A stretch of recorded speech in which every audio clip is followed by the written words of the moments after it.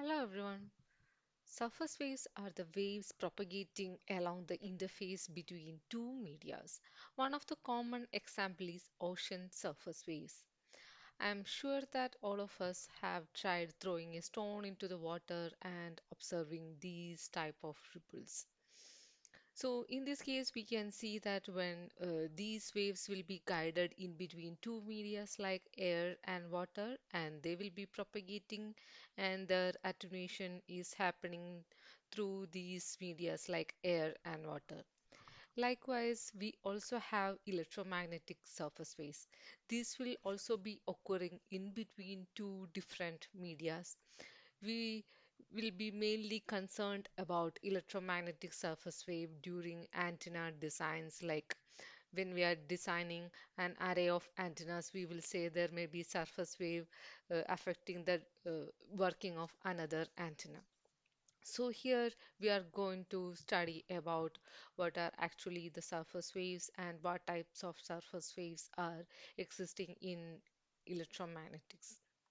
So for an electromagnetic surface wave to occur, it requires two different medias, and the propagation directions will be along the interface of these two medias, and it will be propagating without any decay in between these interfaces. Even there is no external disturbance or anything, and the wavelength of these propagations will be smaller than the free space wavelength at the same frequency.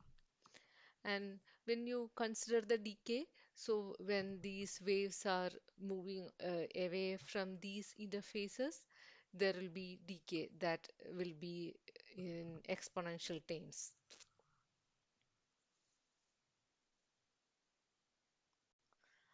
Okay, let's see how the electromagnetic surface waves are getting generated.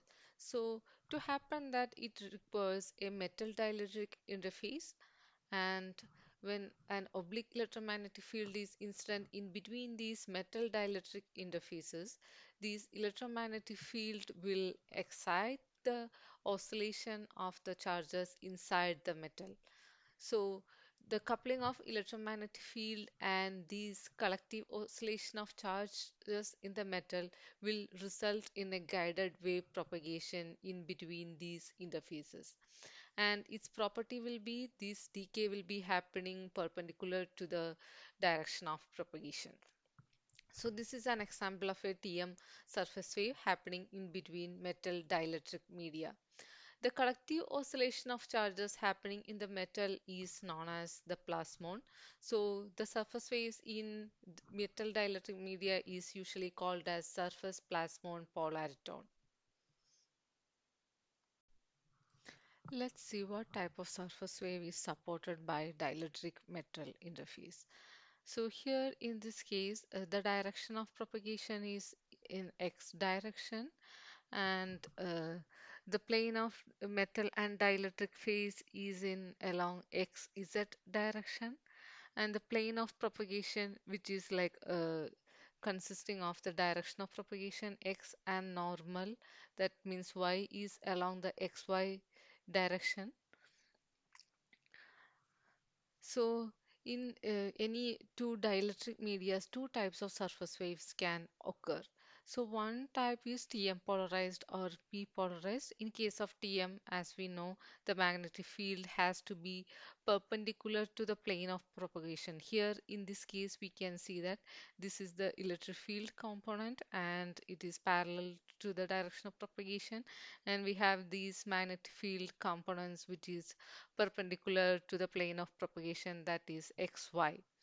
In case of TE polarized wave, it has electric field perpendicular to the plane of propagation. Here we can see that electric field is perpendicular to the plane of propagation and magnetic field is parallel to the plane of propagation. So in case of a metal dielectric interface, the TM surface waves are usually existing in this. The TE polarized waves are not supported in metal dielectric interfaces. So one of the cause is like because it has to obey the electric field boundary condition, but in this case, as the electric field boundary condition is not satisfied, TE surface phase will not be supported in metal dielectric. So details about this will be discussed in coming slides. Okay, let's see why TM surface waves are supported in metal dielectric media. Consider a dielectric having the permittivity and permeability epsilon 1 and mu 1, and a metal having the permittivity and permeability epsilon 2 mu 2. X is the direction of propagation, and beta is the propagation constant, and decay of the surface waves is happening along the y-axis, and that decay constant is k1 and k2, which is greater than 0, and is it this the perpendicular direction. For ATM surface waves, electric field is parallel to this direction and magnetic field is perpendicular to the direction of propagation. So for this TM surface waves, the magnetic field and electric field inside the dielectric and metal are given by these four equations, and this plus indicates for the dielectric and minus indicates for the metal as it is above the y-axis and below the y-axis. So H has Z component and electric field has both X and Y component. The boundary condition for this TM surface wave is a tangential Ex to be continuous. That means that this tangential component of electric field to be continuous. That means Ex1 equal to Ex2 equal to Ex. And the perpendicular component, tangential component of Hz to be continuous. That means Hz1 equal to Hz2 equal to Hz, and the perpendicular component of electric displacement field, that means D should be to be continuous, which means epsilon 1 EI1 equal to epsilon 2 EY2 equal to dy. So these are the properties of TM surface phase, and based on these properties, and we can define what is the condition for the TM surface waves.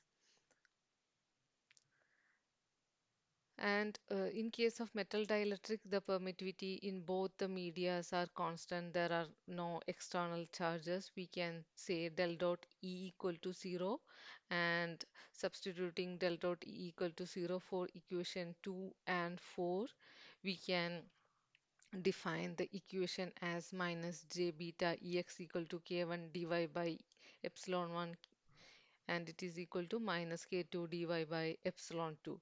From this equation, we get that k1 by epsilon 1 equal to minus k2 by epsilon 2. So we got the relation of relating this to attenuation constant and permittivity. So for this k1 by epsilon 1 to be equal to k2 by minus k2 by epsilon 2, we know that k1 and k2 are the positive values, and epsilon 1, that is the permittivity for the dielectric, is always positive. So to make it equal, only one way is make epsilon 2 as negative. So epsilon 2 negative means metal, uh, that can be happen only for the metal. Metal has negative permittivity. That's why TM surface waves are supported in metal dielectric interfaces. So this is the condition for TM surface phase. It indicates that one of the material should have negative permittivity. Based on this, we can also define what is the condition for TE surface waves, and we can see why metal dielectric does not support TE surface waves, which is explained in the next slide. Similar to TM surface phase, we can define what is the condition for T surface phase, which indicates that K1 by mu1 equal to minus K2 by mu2.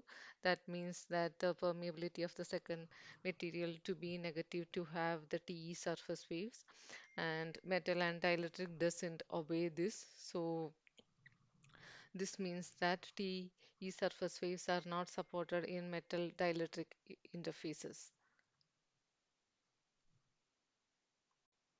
Based on the previous slides, we know that for a TM surface waves to exist, one of the uh, material should have negative permittivity, and for a T surface wave to exist, one of the materials should have negative permeability.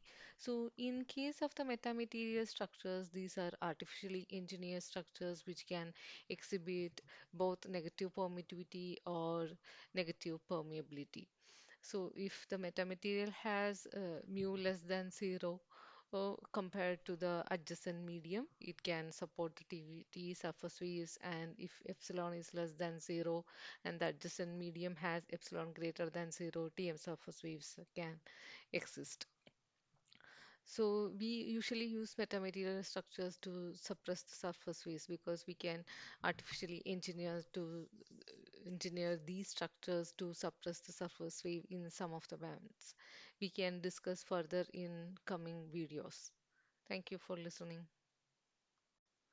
Okay, that's all. Thank you for watching this video. The reference to these materials will be added in the descriptions. Thank you.